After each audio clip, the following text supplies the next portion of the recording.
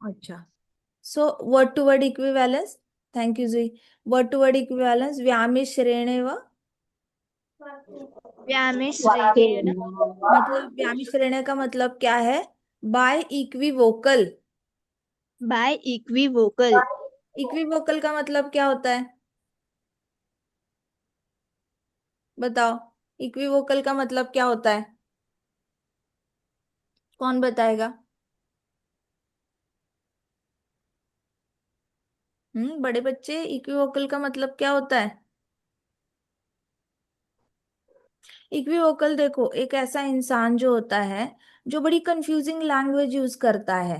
तो अभी अर्जुन कृष्णा को बोल रहे हैं, कृष्णा तुम व्यामिश्रेणी हो। मतलब ऐसे लग रहा है तुम बड़ी कंफ्यूजिंग लैंग्वेज यूज कर रहे हो। आप एक साइड पे बोल रहे हो कि भाई मन को एकाग्र करो, मन के सेंसेस को कंट्रोल करो, मेडिटेट करो, ध्यान करो और अपने कर्तव्य करो, लेकिन मुझे ये समझ में नहीं आ रहा कि आप उसका ही एग्जैक्ट ऑपोजिट भी चीज बोल रहे हो। तो व्यामिश्रेणी का मतलब क्या होता है? कि ऐसा इंसान जो आपको कंफ्यूज कर देता है बड़े बड़े शब्द यूज कर। मतलब एक ही वर्ड के दो मतलब हो सकते हैं ऐसे करके। आप इक्विवोकल, तो आप मुझे क्या कर रहे हो? आप मुझे कंफ्यूज कर रहे हो, एम्बिग्युअस स्टेटमेंट्स दे रहे हो आप, ऐसे कहा अर्जुन ने। ठीक है, फिर वाक्य ना मतलब वर्ड्स। तो व्यामिश्रेणेव वाक्येन, ओ कृष्णा आप मुझे कंफ्यूजिंग वर्ड्स दे रहे हो, ऐसे बोल रहे हैं अर्जुन। फिर बुद्धिम। बुद्धिम मतलब इंटेलिजेंस, बोलो बुद्धिम इंटेलिजेंस। बुद्धिम। बुद्धिम इंटेलिजेंस। मोहयसी। मोहयसी। You are bewildering. You are bewildering. इव सर्टनली। इव सर्टेनली। अभी सेकंड लाइन में अर्जुन कृष्णा को देखो, वो दोस्त है। सबसे पहले तो इतना समझो, कृष्णा और अर्जुन की दोस्ती बहुत गहरी है।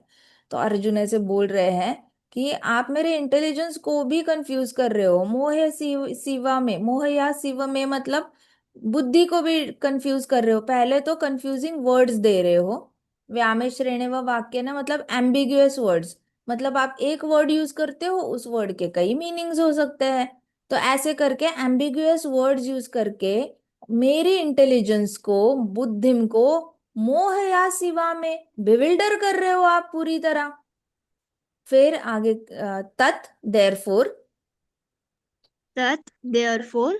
एकम ओनली वन। एकम एकम ओनली वन। वद वद वद please tell. Please please tell. Tell.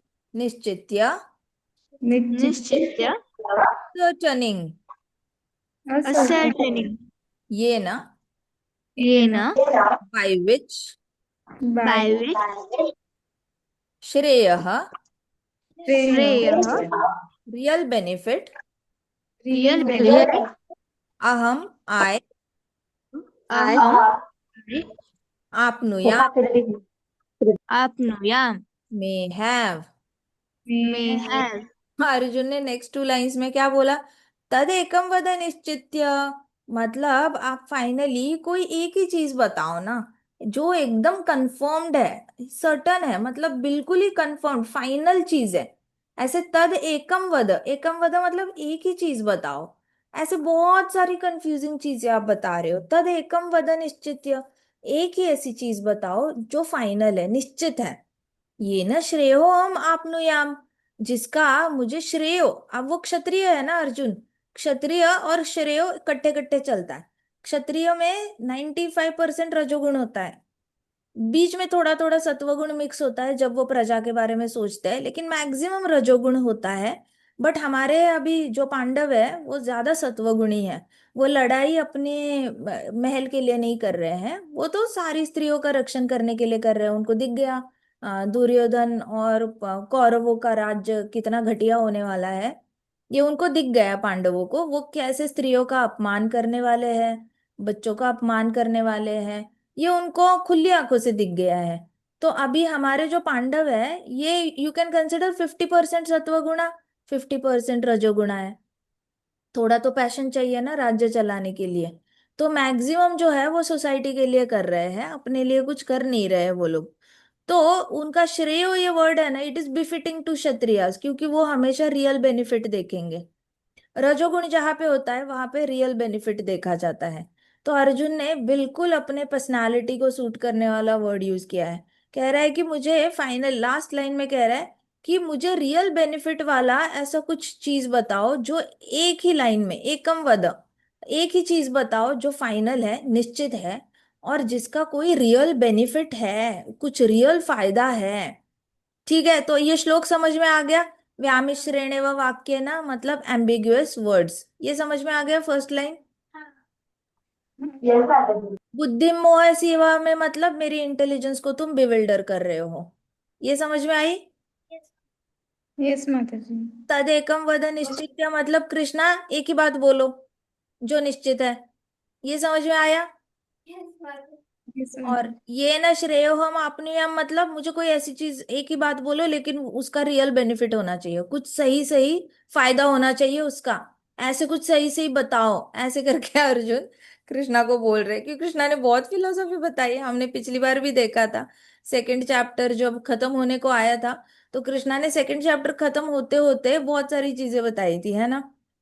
अभी यहाँ पे हम देखते हैं, तो आपको अगर देखना है ना थर्ड चैप्टर को सेकंड चैप्टर से कैसे कन्वर्ट करते हैं, तो यहाँ से थर्ड से सेकंड में जाना है, ये देखो सेकंड चैप्टर में जाना। सेकंड चैप्टर में सबसे लास्ट के श्लोकों में देखना कि कृष्णा ने यहाँ लास्ट में क्या बोला है। A person who gives up, ये वाला तो एकदम ही लास्ट है, सेकंड लास्ट पढ़ो। A person who gives up all desires for sense gratification, lives free from desires, and has given up all the sense of proprietorship and false ego, can attain real peace। तो अर्जुन बोल रहा है कृष्णा, आपने कहा था कि इच्छाएं छोड़ दो एंजॉयमेंट की, फिर आप कहते हो सारी इच्छाओं से मुक्त जियो, उसके बाद आप कहते हो कि हर चीज पे अपना स्वामित्व छोड़ दो, फिर आप कहते हो अहंकार भी छोड़ दो। अगर ये चार चीजें करोगे तो तुम्हें एक्चुअल शांति मिलेगी, लेकिन अभी आप इसका व्यामिश्रेणे व वाक्य न बोल रहे हो। आप मुझे लड़ाई करो मतलब क्या बोल रहे हो, सेंस ग्रेटिफिकेशन करो, क्योंकि लड़ाई करने के बाद मुझे जीतने की खुशी मिलेगी। फिर आप मेरी बुद्धिम को मामोह सेवा में कर रहे हो, क्योंकि आपने बोला है कि इच्छाओं से मुक्त हो जाओ, live free from all the इच्छाएं। मैं कैसे रह सकता हूँ, एक बार मेरे पास राज्य आ जाएगा मुझे तो एंजॉय करने का मन करेगा ना। लेकिन आप मेरा बुद्धि को ही अभी कंफ्यूज कर रहे हो, मैं फ्री फ्रॉम डिजायर्स तो होऊंगा ही नहीं मैं अगर राज्य जीत गया तो। आप मुझे बोल रहे हो सेंस ऑफ प्रोप्राइटरशिप हटा दो, लेकिन मैं राज्य जीतूंगा तो सब कहेंगे महाराज का छोटा भाई आया है, महाराज का छोटा भाई आया है राज्य में, इसकी अच्छे से गेस्ट रूम बुक करो, इसके लिए अच्छे से फैसिलिटीज दे दो, इसको अच्छा अच्छा खाना दे दो। तो मेरे पास तो सेंस ऑफ प्रोप्राइटरशिप तो है ही ना, मैंने तो ऑलरेडी लेबल लग चुका है, मेरे ऊपर भी लग चुका है, और मुझे भी पता है कि ये सारा राज्य पे मेरा भी हक है। उसके बाद आप कहते हो कि ईगो से खत्म करो ईगो, लेकिन मेरा तो आइडेंटिटी बन गया है ना कि मैं कुरुक्षेत्र युद्ध जीतने वाला योद्धा हूं। तो ऐसे सब कुछ हो जाएगा तो आपने मेरी बुद्धि को क्या कर दिया है, पूरी तरह बिविल्डर कर दिया है। और आप बोल रहे हो ये करने से रियल पीस मिलेगा, क्या इसका मतलब लड़ाई करने से मेरा सारा पीस चला जाएगा क्योंकि मैं इसका सब कुछ ऑपोजिट करूंगा। तो कृष्णा, और फिर कृष्णा कह रहे हैं कि यही तरीका है स्पिरिचुअल लाइफ जीने का।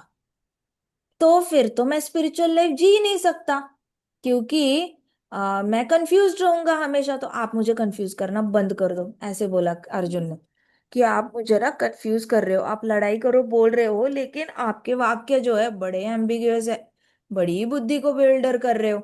आप कोई एक चीज बताओ, चार चार चीजें बोलते हो एज अ कंक्लूजन और फिर बोलते हो लड़ो। तो अभी अर्जुन ने, अब समझ में आ रहा है सबको कैसे कनेक्ट करते हैं दो चैप्टर्स को। Did you get it. Yes माता जी। शाबाश। खुद पढ़ोगे ना तब भी थोड़े से 10 मिनट दे देना श्लोक को, कुछ नहीं होता 10 मिनट थोड़े से एक्स्ट्रा श्लोक। हर रोज नाश्ते के टेबल पे बैठते हो ना, छोटी भगवत गीता खोलो और श्लोक रिपीट करो, कुछ समझ में आए ना आए। बस एक टैबलेट खाते हैं ना सुबह सुबह, जैसे आप विटामिन की सप्लीमेंट्स खाते होंगे, आयरन खाते होंगे, हर रोज कुछ ना कुछ तो हेल्दी खाते होंगे, बादाम खाते होंगे, वैसे इसको बादाम समझकर नाश्ते के टेबल पे बैठने से बैठते हो, मम्मी सब कुछ दे रही है खाने के लिए, उससे पहले 5 मिनट ना श्लोक रिसाइट कर लो, ज्यादा टाइम नहीं लगता। बस एक टैबलेट खाने के जैसे श्लोकों को खा लो, आप खाना शुरू करो भगवद गीता को। तो अभी ट्रांसलेशन बाय शिल प्रभुपाद की जय। So my intelligence is bewildered My intelligence is bewildered by your equivocal instructions, by by your your vocal instructions. Therefore therefore please tell me decisively please Please tell tell me me decisively which will be most beneficial for me. which which will will be most beneficial for me. पोपट bye शिल प्रभुपाद की जय। जय। कौन पढ़ेगा? माताजी मैं पढ़ूं? पढ़ो। In the previous chapter, as a prelude of the Bhagavad Gita, many different paths were explained, such as Sankhya Yoga, Buddhi Yoga, control of the sense by intelligence, work without fruitive desires, and the positions of the neophyte. This was all presented unsystematically. A more organized outline of the path would be necessary for actions and understanding. Arjuna therefore wanted to clear up this apparently confusing matter so that any common man could accept them without misinterpretations. Although Krishna had no intentions of confusing Arjuna by any jugglery of words. Arjuna could not follow the process of a Krishna consciousness either or इधर inertia bye or by inertia, inertia, either either bye by inertia. inertia हाँ। or by active service. In the hmm. other words, by his questions, he is clearing the path of a Krishna consciousness for all students who seriously want to understand the mystery of Bhagavad Gita. जय हरि बोल, very good. अभी translation में प्रभुपाद ने बहुत अच्छे से translate किया है श्लोक। प्रभुपाद कह रहे हैं कि माई intelligence is bewildered by your vocal instructions. Arjun ने कहा है कि मेरी बुद्धि जो है वो कंफ्यूज हो चुकी है आपके मिक्स्ड इंस्ट्रक्शंस की वजह से। बड़े ही कंफ्यूजिंग इंस्ट्रक्शंस है आपके। Therefore please tell me decisively, इसका मतलब प्लीज एक डिसीजन ले लो कोई तो फाइनल, जिसका मुझे सबसे ज्यादा फायदा होगा, ऐसे करके अर्जुन ने कृष्णा को बोला। तो पर्पॉट में शिला प्रभुपाद कहते हैं कि in the previous chapter as a prelude to Bhagavad Gita many different parts were explained such as Sankhya yoga, buddhi योग, कंट्रोल ऑफ सेंसेस। तो ये वाला जो आप है ना, ये देखो, ये पूरा जो प्रभुपाद ने बोला है ना, ये जर्नी भागवतम की भी सेम जर्नी है। भागवतम में भी आप शुरू करते हो ना, तो भागवतम शुरू होता है सांख्य योग से ही शुरू होता है 3rd चैप्टर में। फिर हम आगे जाते जाते बुद्धि योग पे चले जाते हैं। फिर हमें control of senses by intelligence Rishabh Maharaj बताते हैं। Work without fruitive desire Prithu Maharaj बताते हैं। और पोजीशन ऑफ नियोफाइट जो है वो हमें अजामिला बता देता है। तो ये सारी जो जर्नी है ना भगवत गीता की, भगवत गीता और भागवतम कट्टे कट्टे चलता है। भागवतम में हमें रियल लाइफ केस स्टडीज मिलते हैं भक्तों के, और भगवत गीता में जो है वो कृष्णा ने उसी चीज को एकदम टू द पॉइंट करके निकाल के अर्जुन को दिया है। तो ये उन इंटेलिजेंट लोगों के लिए है जो वॉलेंटरीली कृष्णा की शरणागति लेना चाहते हैं। वो लोग बिल्कुल भी डाउट नहीं करना चाहते कृष्णा पे। कृष्णा ने बोला गेटअप तो गेटअप, कृष्णा ने बोला सिट डाउन तो सिट डाउन। तो इस तरीके से भगवत गीता जो है, जो पूरी तरह शरणागति लेकर भगवत गीता को एक्सेप्ट करता है, तो उसके लिए ये जर्नी बड़ी आसान हो जाती है कि कृष्णा ने बोला है तो करना है, उसमें क्या डाउट है। लेकिन किसी लोगों में बहुत ज्यादा डाउट्स होते हैं कि भाई क्यों मैं सुनूं कृष्णा की बात, हु इज कृष्णा, ये कौन सा लड़का है जो कलरफुल कपड़े पहनता है, पिकॉक फेदर सर पे लेके घूमता है, ये गॉड कैसे हो सकता है, गॉड तो व्हाइट क्लोथ्स में होता है, गॉड तो लाइट में खड़ा होता है, लाइट से बहुत ढेर सारी लाइट होती है। ऐसे किसी किसी के ना बहुत मिसकंसेप्शंस होते हैं भगवान को लेकर। तो उन सब के लिए भगवत गीता जो है वो अलग तरीके से उनकी एक जर्नी हो जाती है। सबसे पहले भगवान सांख्य योग समझाते हैं 2nd चैप्टर में। धीरे धीरे धीरे इंद्रियों को कंट्रोल करने के बारे में अर्जुन को बताया, क्योंकि अर्जुन भी वैसे ही कर रहा है ना, दोस्ती तो है लेकिन कृष्णा को अभी तक भगवान नहीं समझा है। कृष्णा अर्जुन ने टीचर समझा है, टीचर करके एक्सेप्ट किया है, लेकिन अभी तक भगवान सुप्रीम पर्सनैलिटी ऑफ गॉडहेड की वो एक्सेप्टेंस नहीं आई है अर्जुन के अंदर। सो अर्जुन ने को पहले सांख्य योग बताया, फिर बुद्धि योग बताया। उसके बाद अर्जुन को बताया कि तुम अपने इंद्रिय कंट्रोल करो। फिर बोला कृष्णा ने कि देखो, जो भी काम करोगे ना उसका फल मुझे अर्पण करो। तुम अपने आप को फ्रूटिव ये मत समझो। क्यों बोलता है ना, कृष्णा हमें दुख से निकालना चाहते हैं। कई सारे लोगों को लगता है वाह रे वाह, मैं फर्स्ट आया, मैं मेरिट में आया, मेरे को 99% आए, तो कृष्णा को चाहिए कि मैं कृष्णा को क्रेडिट दे दूं। हाउ सेल्फिश, ऐसे सोचते हैं कुछ लोग। तो मुझे याद है पंचगनी में एक स्कूल है, वहां पे हम गए थे, तो वहां पे एक बच्चे ने बोला था god is selfish. Why? Because he wants to take the credit of my 99%। तो सब छोटा था वो, फिफ्थ स्टैंडर्ड का बच्चा था। और बोला कि गॉड इज सेल्फिश, ऐसे बोला था जब फ्रूटिव एक्टिविटीज की बात हो रही थी। तो होता क्या है ना कि हमें ऐसे लगता है, लेकिन आप सोचो, इसी जगह अगर उस बच्चे को कभी आगे जाकर मैथ्स सब्जेक्ट उसका डाउन हो गया, सपोज इंजीनियरिंग कर रहा है और इंजीनियरिंग में मैथ्स में फेल हो गया, वो टेम्पररी होता है, वापस आप अटेम्प्ट कर सकते हो। लेकिन सपोज उसका मैथ सब्जेक्ट डाउन हो गया, आज तक 99% लाता आया है और अचानक से इस बार तो उसका मैथ्स डाउन ही हो गया। तो इंजीनियरिंग में ऐसा कोई नहीं होता जो इंटेलिजेंट नहीं होता या फिर पढ़ाई नहीं करता इसलिए फेल होता है। सब लोग पढ़ाई करते हैं, सबको पास होना होता है फर्स्ट ईयर में, सेकेंड ईयर में। बस यूनिवर्सिटी का कहना ये होता है कि थोड़े से फेलियर्स की भी आदत डालो, आगे जाके आप ऑफिस में जॉब करोगे तो आप कोई चीजें ट्राई करोगे, आप फेल हो जाओगे तो आप एकदम ही डिमोटिवेट होके नौकरी छोड़ मत देना, डिमोटिवेट होके भाग मत जाना, डिमोटिवेट होके सुसाइड मत कर लेना। इसलिए थोड़ा सा फेलियर का मजा चखने के लिए ये लोग रिजल्ट ही 2% 1% लगाते हैं। तो ये उनकी भी तरीका है आपको रियल लाइफ के लिए, रियल जिंदगी के लिए रेडी करने का। अब सोचो वो बच्चा जो बोला कि गॉड इज सेल्फिश, क्योंकि वो मेरे 99% का क्रेडिट लेना चाहता है, लेकिन कल तेरे को अगर तेरा नंबर आए 100 में से और तू उसका क्रेडिट भी अगर कृष्णा को देगा, तो तू बचा या नहीं बचा प्रॉब्लम से, बताओ। आप बचे या नहीं बचे? आपको जितनी तकलीफ होनी चाहिए उतनी तो नहीं होगी ना। आप तो बोलोगे ना कृष्णा की मर्जी, हाँ या ना? बोलोगे या नहीं बोलोगे, बताओ। हरी हरी। यस माता जी। तो आपको अंदर से जो तकलीफ होनी है वो कम होगी ना। जितनी होनी चाहिए थी उतनी तो नहीं होगी, थोड़ी सी तो कम हो जाएगी। So work without fruitive desire का मतलब क्या होता है ना, आपको इस फ्रूटिव मेंटालिटी से बाहर आना है। मैं बता रही हूँ क्योंकि आपको बहुत तकलीफ से बच जाते हो आप। माना कि आपको बहुत अच्छा अच्छा सब कुछ मिलता है, लेकिन कभी कभी जिंदगी बड़े खराब गेम्स खेलती है और हमारे हाथ से कुछ चीजें लेके चली जाती है जो हमें चाहिए होती है, या फिर कुछ चीजें देती ही नहीं है। उस वक्त when you give the fruitive activities का सारा क्रेडिट जब कृष्णा को देते हो ना, तब आपको तकलीफ नहीं होती। जैसे श्रीनिवास आचार्य थे, उनके घर में डेथ हो गई थी, फिर भी उन्होंने उसका क्रेडिट भी चैतन्य महाप्रभु को दिया कि महाप्रभु की कृपा से बेटा कीर्तन चल रहा था तभी चला गया है। उसकी वजह से हुआ क्या कि उनको जितना बेटे के जाने से ट्रॉमा लगना था, इतना ज्यादा धक्का लगना था, वो धक्का नहीं लगा उनको। So try to give results to Krishna.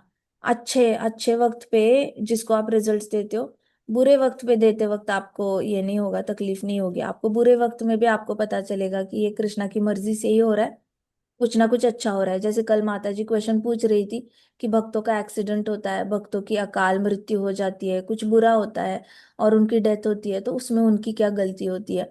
तो कृष्णा का हाथ देखते हैं तो पता चलता है, कृष्णा को चाहिए था अपनी किसी लीला में भक्त को लेकर जाए तो भक्त को लेकर चले गए, वो कृष्णा के ही भक्त है, कृष्णा का पूरा हक बनता है उनको लेकर जाने का। सो इस तरीके से कृष्णा का हाथ देखते हैं ना, क्रेडिट ही कृष्णा को दे देते हैं ना। हमारी जिंदगी में जो भी उतार चढ़ाव आ रहे हैं, तो हमें बहुत ज्यादा मुश्किल से कृष्णा बचाते हैं। तो कृष्णा ने एक्चुअली ये पूरा फॉर्मूला हमारे लिए बनाया है, लेकिन हमें ऐसे लगता है कि हमारा ईगो हर्ट होता है कि नहीं नहीं, मेरा फर्स्ट रैंक आया है तो मेरी मेहनत है। आप बार बार ऐसे कैसे बोल सकते हो कि कृष्णा कृष्णा की कृपा है इसलिए फर्स्ट रैंक आया? मैंने क्या कम मेहनत की थी? मैं क्या रात भर कम जागा था? ऐसे करके बच्चों को बुरा लग जाता है। लेकिन याद रखना, आज अगर सक्सेस में कृष्णा के साथ बांटोगे अपना सक्सेस, तो कल को फेलियर ज्यादा खलेगा नहीं। अगर कृष्णा के साथ सक्सेस नहीं बांटा तो फेलियर भी झेलने को तैयार हो जाओ, फिर अकेले ही जिम्मेदारी लो, पूरी जिम्मेदारी अकेले ही ले लेना। कल को कभी अगर नौकरी अचानक से चली गई, पैसे ही खत्म हो गए और घर वालों ने बुरा भला बोलना शुरू किया, फिर उसकी भी 100% खुद ही जिम्मेदारी लेना। तब नहीं जाना फिर कृष्णा के पास। अगर 100% सक्सेस भी खुद को ही चाहिए तो फेलियर भी हैंडल करना सीखो 100%। उसमें भी फिर भगवान से मदद नहीं मांगना, रोना भी नहीं भगवान के पास, कुछ नहीं करना।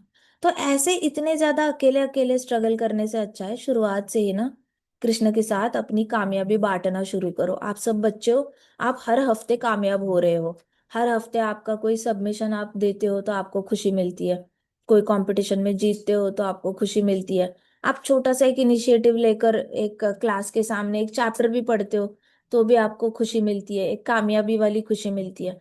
तो आपकी लाइफ में ज्यादा कामयाबी आती है और कम फेलियर्स आते हैं देखा जाए तो। हर कामयाबी का जो हिस्सा है वो अपने कृष्ण को बनाना है। इसलिए कृष्णा ने अर्जुन को ये बताया, वर्क विदाउट फ्रूटिव डिजायर। मतलब लड़ाई के बाद बुरा कुछ हुआ तो भी मैं ही जिम्मेदार हूँ, लड़ाई के बाद कुछ अच्छा हुआ तो भी मैं जिम्मेदार हूँ। तुम ये मत समझो कि तुमने कुछ किया तो तुम्हारा बुरा होगा, ये मत करो, मैं तुम्हें बता रहा हूं ना। तो निश्चिंत होके करो, चिंता मत करो, जो कुछ भी होगा उसकी जिम्मेदारी मैं खुद उठा लूंगा, तुम्हें कोई दुनिया बुरा नहीं कहेगी। इसको कहते हैं वर्क विदाउट फ्रूटिव डिजायर। फिर प्रभुपाद बता रहे पिछले चैप्टर में कृष्णा ने बोला अर्जुन को पोजीशन ऑफ नियोफाइट भी बताई। पोजीशन ऑफ नियोफाइट कैसे बताई कि रियल पीस ऑफ माइंड। तो नियोफाइट डिवोटी जो होता है वो हमेशा रियल पीस ऑफ माइंड के लिए स्ट्रगल करता है। एडवांस डिवोटी होता है वो कभी पीस ऑफ माइंड के लिए स्ट्रगल नहीं करता, उसके पास हमेशा ही पीस ऑफ माइंड रहता है। मानो जैसे पाव की चप्पल है उसकी, पीस ऑफ माइंड हमेशा ही उसके साथ रहेगा। जिसके पास राम नाम है, हरि नाम है, उसका मन भला कैसे चंचल हो सकता है। जो बार बार हरि नाम लेगा, नाम नाम लेगा, तो उसके साथ तो मतलब पीस ऑफ माइंड पीछे पीछे चप्पल की तरह बार बार ही पीछे पीछे आता जाता है। उसको कोई इंटरेस्ट नहीं होता पीस ऑफ माइंड में। लेकिन खुद ही पीस ऑफ मन स्थिर हो जाता है, खुद ही मन पीछे से स्थिर होकर पीछे एकदम हैप्पीली भागने लगता है। और फिर डिवोटी को तो कुछ लेना देना ही नहीं होता मन से। मन बोलेगा ये करो, मन बोलेगा वो करो, डिवोटी आराम से इग्नोर कर लेता है मन को। सो डिवोटी को कोई लेना देना नहीं होता। लेकिन नियोफाइट डिवोटी होता है, उसको लेना देना होता है। उसको डर लगता है तो भी उसको लेना देना होता है, उसका मन बड़ा चंचल होता है। तो पोजीशन ऑफ नियोफाइट डिवोटी क्या होती है? पैसे नहीं है तो पैसे मांगने आ गए, डर लग रहा है मरने से तो इसलिए कृष्णा के पास आ गए, या फिर मन में बहुत सारे सवाल उथल पुथल हो रहे हैं तो कृष्णा के पास आ गए, इंक्विजिटिवनेस की वजह से ज्ञान प्राप्त करने के लिए आ गए। तो नियोफाइट डिवोटी हमेशा कोई ना कोई फल प्राप्ति के लिए आता है। और उसमें क्या होता है ना, वो इन चारों फल प्राप्ति के बाद उसको मिलेगा क्या? मन की शांति। पैसे नहीं है, पैसे मिले, मन की शांति।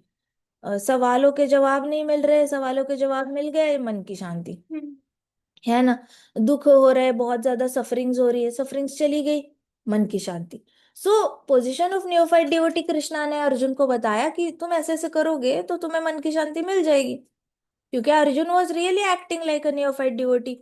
अर्जुन सच में मन की शांति की ओर ही भाग रहा था, जंगल में भाग रहा था। कहता मैं भीख मांग लूंगा, मैं दक्षिणा पे जीऊंगा, मैं भिक्षा पे जीऊंगा, लेकिन मैं लड़ाई नहीं करूंगा।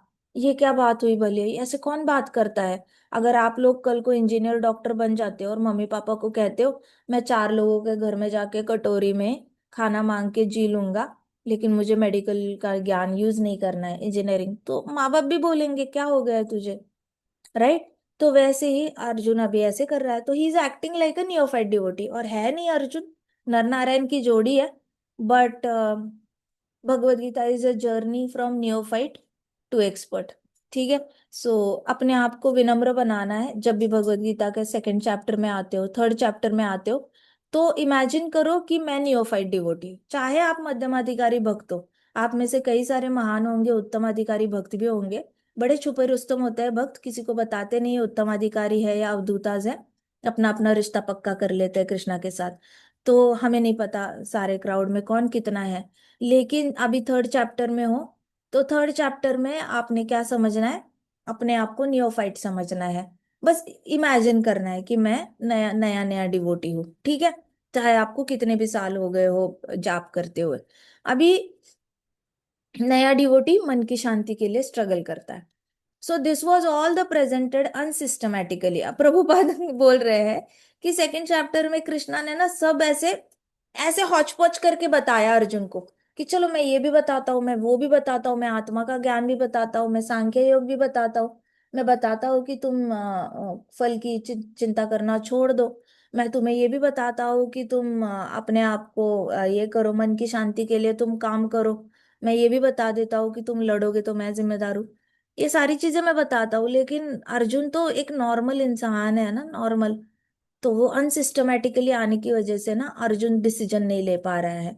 तो आपको समझ में आना चाहिए कि अर्जुन ना श्लोक में ही कह रहा है Krishna, please tell me decisively. इसका मतलब अर्जुन का दिमाग जो चलता है ना वो कैटेगरीज में चलता है। वो ऐसे सारी चीजें इकट्ठा लेकर डिसीजन नहीं ले सकता। अर्जुन जैसे हम भी है, एक्सेप्ट कर लो हम भी अर्जुन जैसे है। तो आपको जब भी कोई निर्णय लेना है, कई सारे बच्चे होते हैं कहते हैं कि माता जी हम 12th के बाद कौन सी ब्रांच ले ले, 10th के बाद कौन सी ब्रांच ले ले। तो आपने सारी चीजें लिखनी है नोटबुक पे, एक चार्ट बनाओ, जो भी दिमाग में आ रहा है बड़े चार्ट पे ले लो, एक 5-6 चार्ट्स खरीद के लाओ, पेंसिल ले लो, पेन ले लो। जो भी दिमाग में आ रहा है, मुझे लॉयर बनना है, मुझे आईएएस ऑफिसर बनना है, मुझे आर्मी ऑफिसर बनना है, मुझे एमपीएससी एग्जाम देनी है, यूपीएससी देनी है, मुझे डॉक्टर बनना है, मुझे इंजीनियर बनना है, एस्ट्रोनॉट बनना है। ये सारी चीजें आपको बार बार कंफ्यूज करती है दिमाग में। वो सारी चार्ट में just throw it, just throw it, आपके दिमाग में जो भी आता है अनसिस्टमैटिकली आप सोचते रहोगे ना, तो उसी का मतलब कहते हैं प्रेजेंटेड अनसिस्टमैटिकली। तो जो सोचते रहते हैं ना लोग, वो हमेशा इनडिसाइसिव रहते हैं। मतलब उनका कभी भला नहीं हो सकता, वो हमेशा अटके रहेंगे। इतने ज्यादा, जैसे एक मधुमक्खी अटकती है ना स्पाइडर के वेब में, स्पाइडर इतना जाला बिछाता है और उसमें मधुमक्खी अटकती है।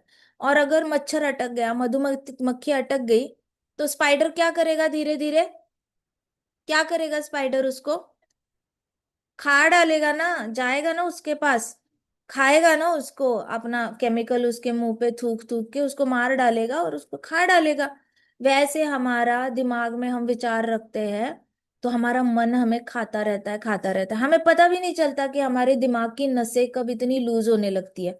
फिर जल्दी जल्दी पैरालिटिक अटैक आते हैं लोगों को, हार्ट अटैक आते हैं, और फिर वो किसी को ब्लेम करते हैं, क्योंकि बेटे ने शादी नहीं की इसलिए हार्ट अटैक आ गया, क्योंकि बेटा अमेरिका चला गया इसलिए हार्ट अटैक आ गया, क्योंकि बेटी ने मेरी बात नहीं मानी कि मेरी मर्जी के बिना शादी कर ली इसलिए मुझे हार्ट अटैक आ गया, ब्रेन स्ट्रोक आ गया, या फिर पैरालिटिक दूसरे को ब्लेम करने के लिए रेडी रहते हैं। ये नहीं कि भाई जिंदगी भर मैंने डिसीजन लेने के लिए कभी चार्ट पेपर और पेन यूज ही नहीं किया, मैंने अपने दिमाग में स्पाइडर का वेब बनाया और उसी में डिसीजन लू नहीं लू करके मधुमक्खी छोड़ दी, और फिर उस मधुमक्खी को मारता रहा स्पाइडर।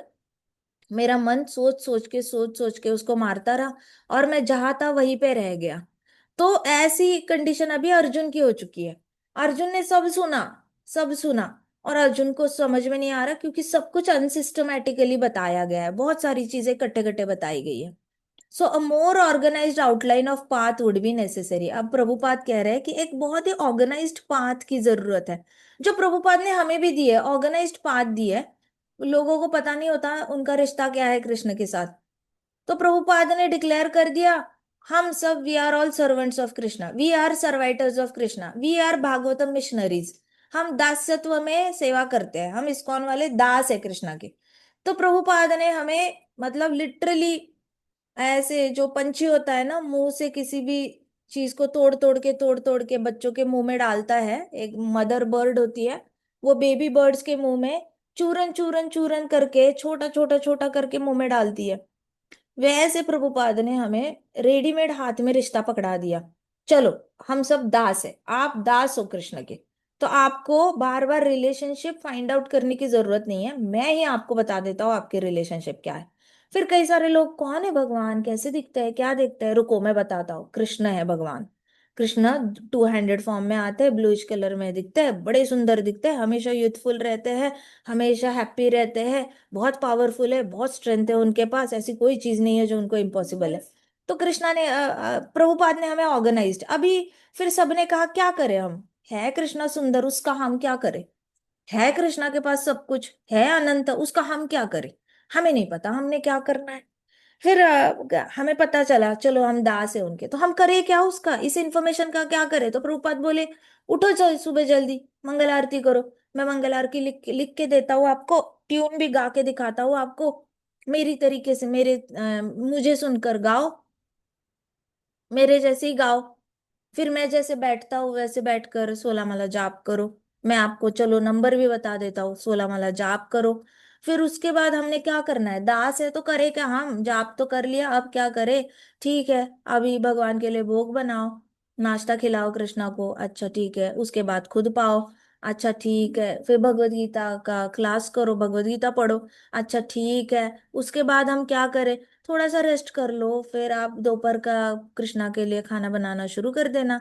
अच्छा ठीक है कर लिया, अब हम क्या करें, खाना बनाया भगवान को भोग लगा दो, अच्छा ठीक है कर लिया। अब क्या करें हम, थोड़ा देर रेस्ट कर लो, अच्छा ठीक है खाने के बाद रेस्ट कर लिया। अभी उठो भागवतम पढ़ो, हाँ ठीक है पढ़ लिया। अब क्या करें हम, भागवतम पढ़ लिया, थोड़ा सा शाम को कुछ पी लो चरणामृत वगैरह भगवान का, हाँ जी ठीक है पी लिया। अब क्या करें, अब संध्या आरती कर लो, अच्छा ठीक है संध्या आरती कर लिया हमने। तो प्रभुपाद बोले रुको मैं गाता हूँ, फिर आप सुनो मेरी, और मेरे जैसे गाओ, मैं आपको लिख के भी देता हूँ। ठीक है जी, कर लिया हमने, संध्या आरती हो गई। अब क्या करें हम, अब भगवान के लिए शाम के लिए भोग लगाओ, अच्छा ठीक है भोग लगा दिया कृष्णा को। अब क्या करें, शयन आरती गाओ, कृष्णा को सुलाओ प्यार से, मैं गा के दिखाता हूँ आपको, लिख के भी देता हूँ, गाओ गाओ चलो, मैं मेरे जैसे गाओ करो। अच्छा ठीक है शयन आरती करे, अब कृष्णा को सुला दो, ओके ठीक है। अब हम क्या करें, आप खुद सो जाओ भगवान का नाम लेते लेते, अच्छा ठीक है। Prabhupada has organised everything for us. हमें ना खुद की Yes. बुद्धि लगाने की जरूरत ही नहीं है, खुद की बुद्धि ही नहीं लगानी है, एज इट इज कॉपी करना है। हम कहीं से भी, रॉकेट साइंस, हम कहीं से भी, हमें साइंटिस्ट का जॉब करने के लिए नहीं बोला जा रहा है। No need to reinvent the wheel, बना बनाया सिस्टम है। सो प्रभुपाद कह रहे हैं पर्पट में, a more organized outline of path is necessary. Arjun के लिए ना एक ऑर्गेनाइज्ड पाथ देना बहुत जरूरी है, क्योंकि अर्जुन एक नॉर्मल नर की तरह बिहेव कर रहा है, एक बड़ा ही नॉर्मल आत्मा की तरह बिहेव कर रहा है, वो कंफ्यूज हो चुका है, जो एक्शंस और अंडरस्टैंडिंग के लिए जरूरी है। तो आपको अभी याद रखना, आप अगर आगे जाकर लीडर बनते हो, आप अभी स्कूल में हो मॉनिटर बनते हो, कॉलेज में 10th स्टैंडर्ड में चले गए, हेड बॉय हेड गर्ल बन गए, या फिर 12th स्टैंडर्ड में चले गए, आपको बोला गया कि इतने बच्चों को लीड करो, इंजीनियरिंग करोगे तो प्रोजेक्ट करोगे, प्रोजेक्ट में आप प्रोजेक्ट लीडर बनोगे, जॉब करोगे तो कभी तो टीम लीडर कुछ तो बनोगे, हॉस्पिटल चलाओगे तो खुद हॉस्पिटल के मालिक बन के बैठ जाओगे। सो कहीं ना कहीं तो आपको लीडर बनना पड़ेगा, तो आपको प्रभुपाद को याद रखना है। प्रभुपाद कहते हैं more organized path is necessary for action and understanding. तो आपके नीचे जो भी काम करेगा उसको ऐसे, मतलब च्यू कर करके इंस्ट्रक्शंस देने, च्यू कर करके, कि देखो तुम ऑफिस आओगे, फिर तुमने ऐसे करना है, फिर तुमने वैसे करना है, इतने बजे तुमने ब्रेक लेना है, तुमने जूस पी के आ जाना है, फिर वापस आना, फिर तुम पानी पियो, तुम फिर आ जाओ, फिर तुम ये वाला काम करो, फिर तुम वो वाला काम करो। इतने माइन्यूट माइन्यूट डिटेल्स दे दे के काम करवाना पड़ता है। कई सारे लोग कहते हैं कि मैम मैं मॉनिटर हूँ, बच्चे मेरी बात ही नहीं मान रहे। अरे तू सिर्फ बोलेगा कीप क्वाइट तो कैसे बच्चे मानेंगे। आपको उनको ऐसे ऐसे पूरा च्यू कर करके छोटे छोटे इंस्ट्रक्शंस देने पड़ेंगे। Everybody open your drawing books, everybody take pencil, everybody draw an apple, I am drawing on the blackboard, would you like to draw an apple with me, draw with me, ऐसे करके आपको छोटा छोटा करके उनको छोटे छोटे इंस्ट्रक्शंस देने पड़ेंगे, और फिर लीड करना पड़ेगा। ग्रुप को लीड करने का तरीका है एक ऑर्गेनाइज तरीके से उनको एक पाथवे दे दो। देखो कितने कीवर्ड्स है, ऑर्गेनाइज्ड, पाथ, एक्शन और अंडरस्टैंडिंग, ये 4 वर्ड्स में प्रभुपाद ने पूरा इस्कॉन सेटअप किया है। हम नहीं कर सकते छोटे छोटे लेवल पे, माता है जिनको, माताओं को लगता है बच्चे नहीं सुनते उनकी बात, पाथ बनाओ, सुबह उठो, उठते ही बेड के यहाँ पर स्लीपर्स होंगे पहनो, बाथरूम में चले जाओ, बाथरूम में जाके सामने ब्रश फैला है, ले लो टूथपेस्ट डालो, ब्रश करो। छोटी छोटी चीजें बता के रखना है बच्चे को, छोटी छोटी चीजें बता के रखो, बच्चे के दिमाग में पाथ बनानी है। पाथ बनाओगे आप, फिर एक्शन करनी है। अगर शुरुआत में नहीं आ रहा, बच्चा बहुत छोटा है, 2.5 साल का है, 5 साल का बच्चा है, उसके साथ जाओ बाथरूम, ब्रश करके दिखाओ उसको, देखो मैं ऐसे ब्रश कर रही हूँ, तुम भी ऐसे करो। ऐसे करके 1 हफ्ता करो, 2 हफ्ते करो, एक्शन करो, फिर बच्चे को अंडरस्टैंडिंग आ जाएगी। Is it so difficult to lead a family? बताओ। फैमिली को लीड करना भी कितने 4 वर्ड्स में हो जाता है। Organised, path, action, understanding. Organised, बोलो सब लोग, organised, path, Organize, path, path, action, action, understanding. understanding. इसके बाद आप कभी नहीं कहोगे कि लोग मेरी बात नहीं मानते। कभी भी नहीं कहोगे। मेरे पास आते हैं कई सारे लोग, 38 साल के होते हैं, 35 साल के होते हैं, 30 साल के होते हैं, कहते हैं मैं बोलता हूँ, मैं बोलती हूँ, लेकिन कोई मेरी बात ही नहीं मानता। कैसे मानेंगे? बताने का तरीका होता है। ऑर्गेनाइज्ड एक पाथ बनाओ, जैसे प्रभुपाद ने पाथ बना के रखी है। साथ साथ एक्शन भी करो। प्रभुपाद ने एक्शन किए, स्वयं ये करते थे, आरतियां करते थे। पूरी डीटी वर्शिप प्रभुपाद ने सिखाई है। पूरी तलना भी प्रभुपाद ने सिखाई है। आलू की सब्जी बनाना, कचौरी बनाना, इतना ग्राउंड लेवल एक्शन प्रभुपाद ने लिए। तो लीडर बनना मतलब ये नहीं होता कि तू ये काम कर, तू वो काम कर। आपको खुद उनके साथ काम करना पड़ता है शुरुआत में। एक बार वो लोग ऑटो पायलट मोड में चले गए तो वो लोग खुद कर लेते हैं। ये शुरुआत में हमेशा खुद ही करना पड़ता है उनके साथ। देखो इतने सारे बटालियन जाते हैं बॉर्डर पे, इधर उधर जाते हैं, टेंट लगाने से लेके बड़ा शामियाना लगाने तक।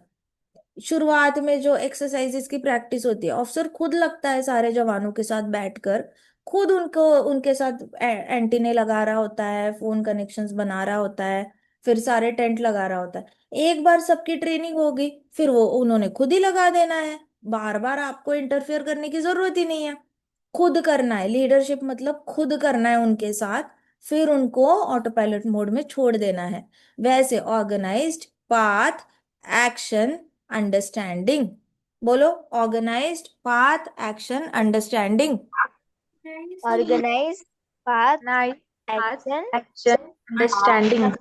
देखो भगवत गीता में एक सा बेटर लीडर, हो सकता है आपके आप सबके अंदर लीडरशिप स्किल्स हो, बट इससे आप और ज्यादा बेहतर लीडर बन सकते हो।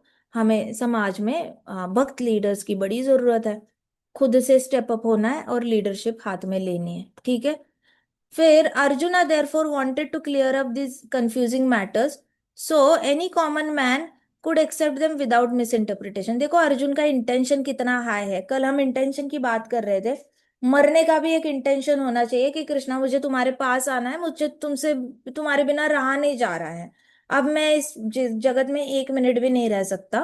तो वो एक इंटेंशन होता है मरने का। जैसे वृत्रासुर ने बहुत ही ज्यादा क्रेव किया था कि कृष्णा मुझे आपके पास आना है, वैसे ही भगवत गीता के पीछे एक इंटेंशन होना चाहिए कि कृष्णा गलती से भी मैं मिस इंटरप्रेट ना करूं, कृष्णा गलती से भी मैं कुछ गलत फहमी ना हो जाए मुझसे भगवत गीता पढ़ते वक्त। इसके लिए प्रभुपाद कह रहे हैं कि अर्जुन ने ये सवाल बोला कि मुझे तुम एक सीधी सीधी बात बताओ कृष्णा, क्योंकि एक कॉमन मैन, एक नॉर्मल इंसान जो है ना, वो जल्दी से गलत फहमी हो सकती है भगवत गीता पढ़ते पढ़ते। तुम्हारे एक शब्द के 10 मतलब है, तो एक कॉमन मैन बड़ा कंफ्यूज हो सकता है। और इसका फायदा किसने उठाया? आज भी हमारे समाज में 500 से ज्यादा इंटरप्रिटेशंस है। हर कोई उठ के फिलोसोफर क्या करता है, जिन्होंने तो फिलोसॉफी क्लास ली है, जो लोग उस साइड का एजुकेशन ले लेते हैं और फिलोसोफर बनना चाहते हैं, हर फिलोसोफर अपना एक वर्जन डालना चाहता है भगवत गीता का, ये सोचकर कि मेरी भगवत गीता एक्सेप्ट होगी समाज में। किसी की नहीं हुई, सिर्फ प्रभुपाद की हुई। क्योंकि प्रभुपाद भक्त है, he is a true devotee of Krishna, और बाकी लोग ज्ञानी हैं। तो ज्ञान योगियों की भगवत गीता इतनी अच्छे से चली नहीं समाज में। बाकी भी किसी किसी की चल रही है भगवत गीता आज भी, लेकिन वो सिर्फ लाखों में लोग यूज कर रहे हैं।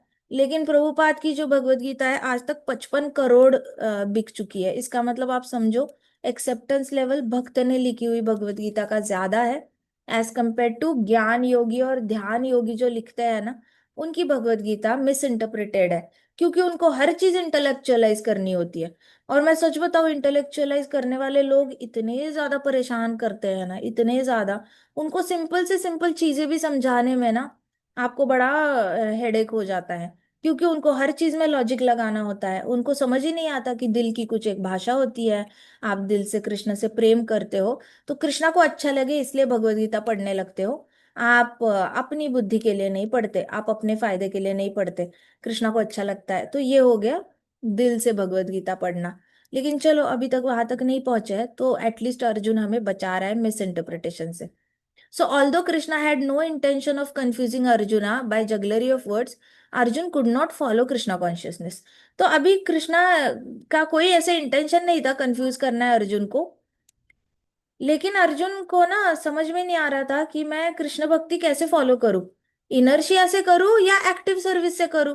हमने डिस्कस किया था ना, इनर्शिया मतलब बैठे रहना. बैठे रहना, हाथ में जाप माला लेकर कुछ नहीं करना.